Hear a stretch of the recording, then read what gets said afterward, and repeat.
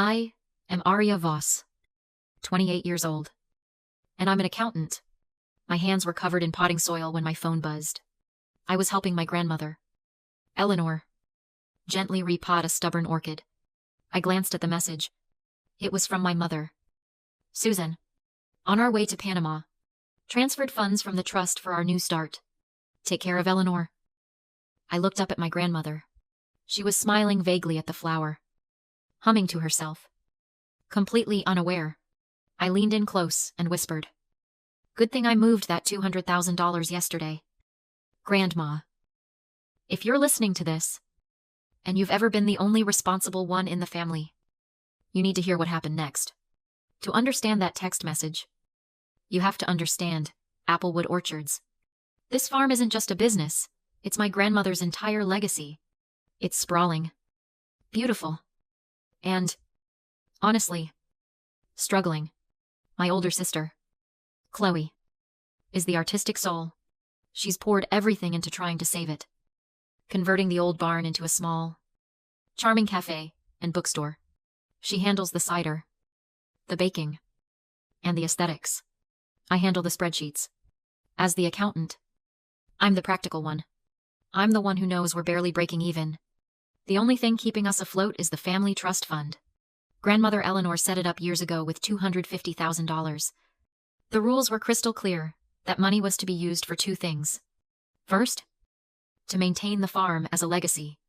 And second, to pay for her increasing medical care. Her Alzheimer's has been getting worse. Some days, she's lucid and witty. And other days, she gets lost walking to the kitchen. That fund is her safety net. It's our safety net. And then there are my parents, David and Susan.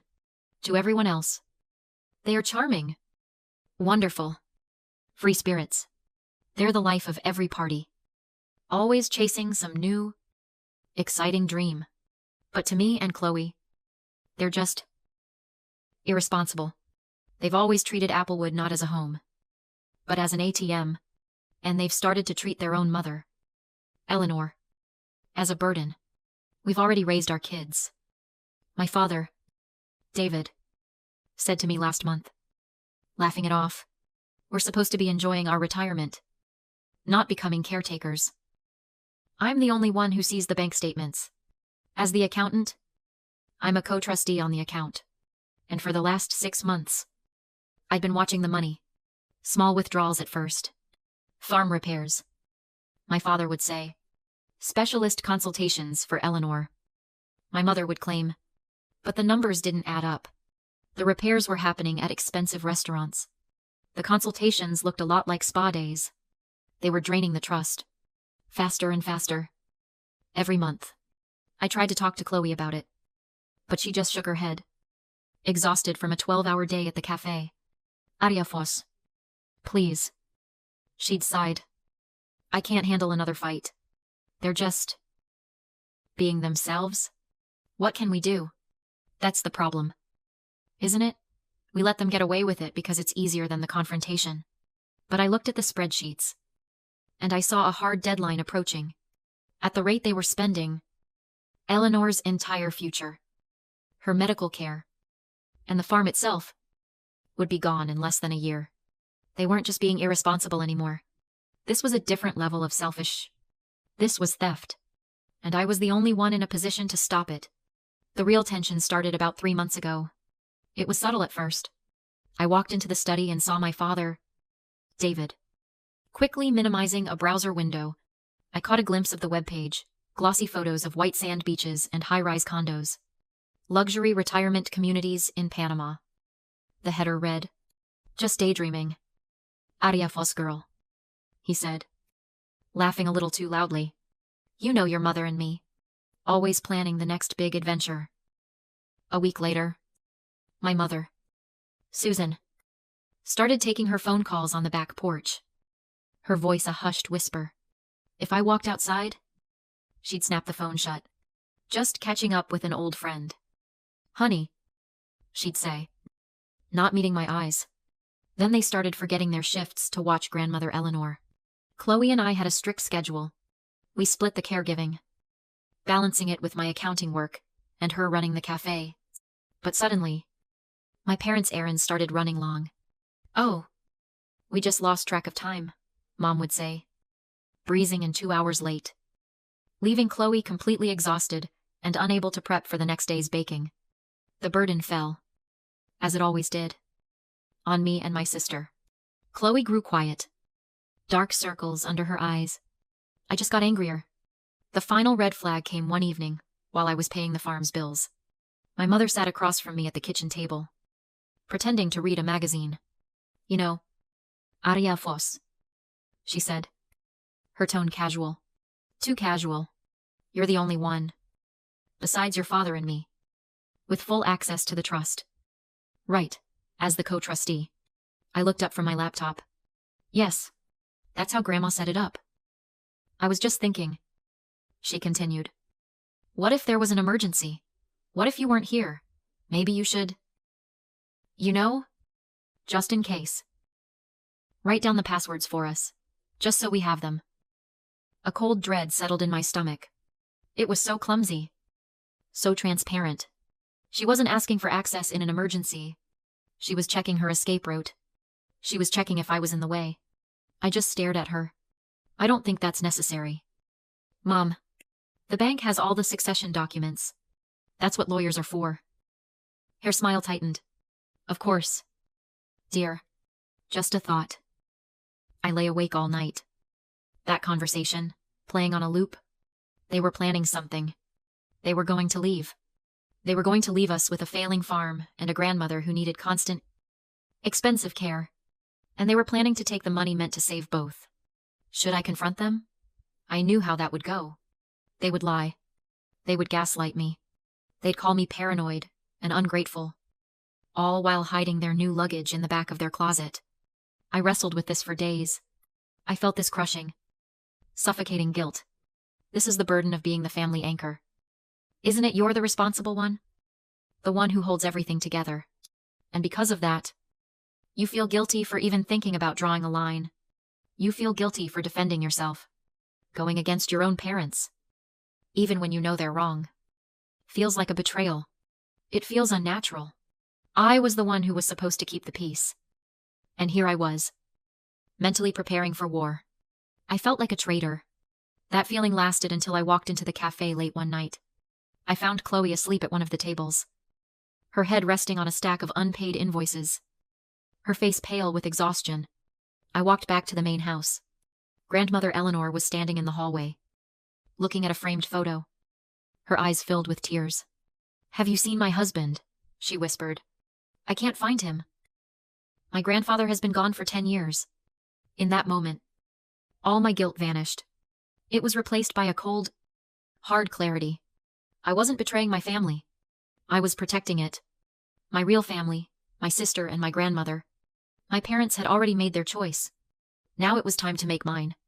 The next morning, I went to the bank. I sat down with the bank manager. "Mrs. Chen, Asko Trust Day." I had the legal authority. I didn't need their permission. I opened a new, protected account, the Eleanor Care and Applewood Preservation Fund. The only signatories were me and Chloe. Then, I initiated the transfer. I moved $200,000 from the original trust into the new one. I was meticulous. I'm an accountant. After all, I printed out every statement, every contribution me and Chloe had made to the farm, every dollar earmarked by the trust for Eleanor's care. I left $50,000 in the old account, enough to be a tempting prize, enough to make them think they had gotten away with it. I walked out of that bank, my hands shaking, but my spine made of steel. I had all the documentation. I had all the receipts. I had set the trap. And now, all I had to do was wait for them to walk into it. That night, I got the confirmation I dreaded. I was heading to the kitchen for some tea. Long after Chloe and Grandma were asleep, I heard my parents talking in the kitchen, their voices low and urgent. I froze in the dark hallway. "We deserve this." "David, my mother," Susan was saying. Her voice wasn't tearful. It was hard. "She's had her life. We are not going to waste the rest of our lives changing diapers again. It's not what we signed up for." But what about the girls? My father asked, his voice weaker than hers. What about them? Susan scoffed. They're adults. Arya Voss has her accounting. Chloe has that little hobby cafe. They can figure out the farm. $50,000 is more than enough for them to figure it out. It's our turn. David. That community in Panama looks perfect. I stood there, my blood running cold. Changing deepers again. That's how she saw her own mother. A burden. An inconvenience. And $50,000. She really thought that was a fair trade for abandoning her mother and leaving us with a mountain of debt. And in that moment, I finally understood. It wasn't just selfishness or irresponsibility. It was something deeper. It's what you might call main character syndrome. My parents, David and Susan, truly believed, down to their bones, that they were the stars of their own movie. They were the protagonists on a grand adventure. And in their story, everyone else, me, my sister, and even their own ailing mother, we were just supporting characters. We were extras. Our needs, our struggles, our entire lives were just subplots, B-stories.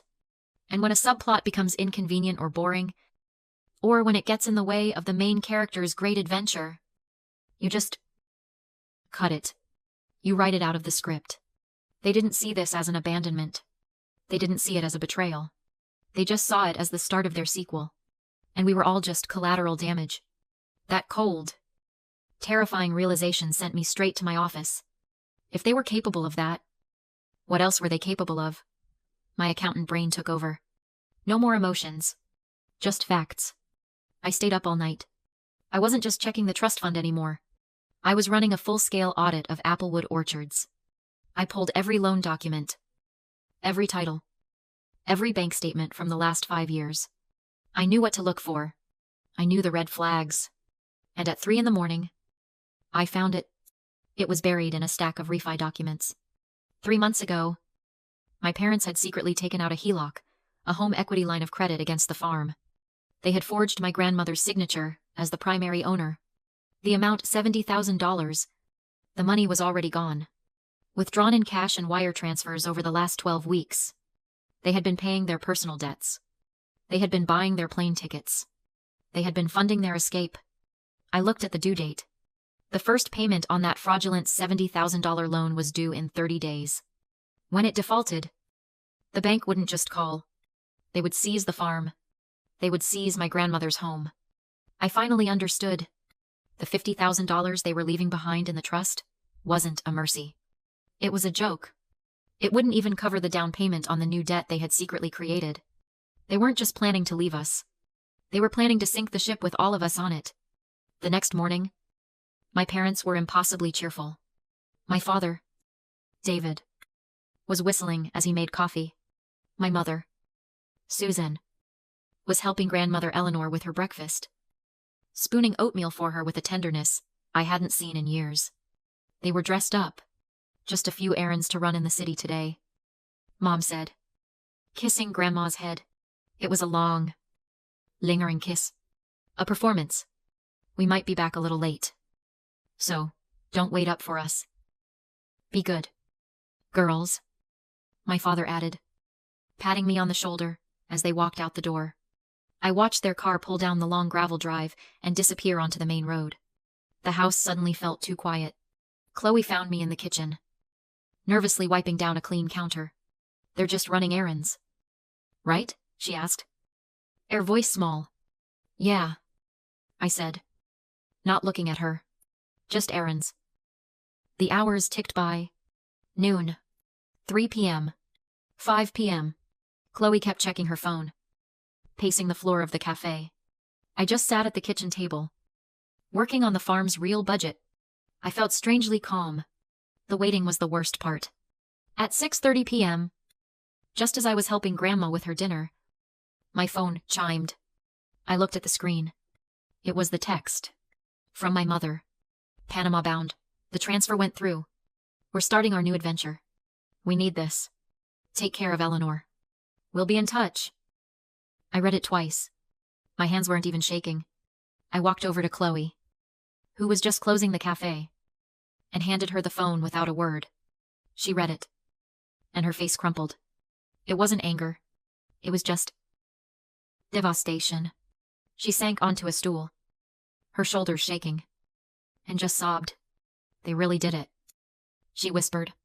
They just left her. They left us. I wrapped my arms around her. I held her tight as she cried for our parents, for our grandmother, for our broken family. But as I stared out the window into the dark orchard, I felt absolutely nothing. No sadness, no anger, just a cold, hard resolve. I was ready for this. I let them have their fantasy for exactly 48 hours. I was logging payroll when my phone rang again. An unknown number. Country code, Panama. I smiled. Right on time. I let it ring 3 times. Then answered. This is Arya Voss. A professional, slightly stressed voice came on the line. Miss Arya Voss, this is Manager Ricardo from the Panama Vista Luxury Retirement Community. I'm calling about a Mr. David and Mrs. Susan. They listed you as their financial contact. I'm aware of them, I said, keeping my voice flat. We have a situation. The manager stammered my parents' $50. No. Residency deposit had been declined.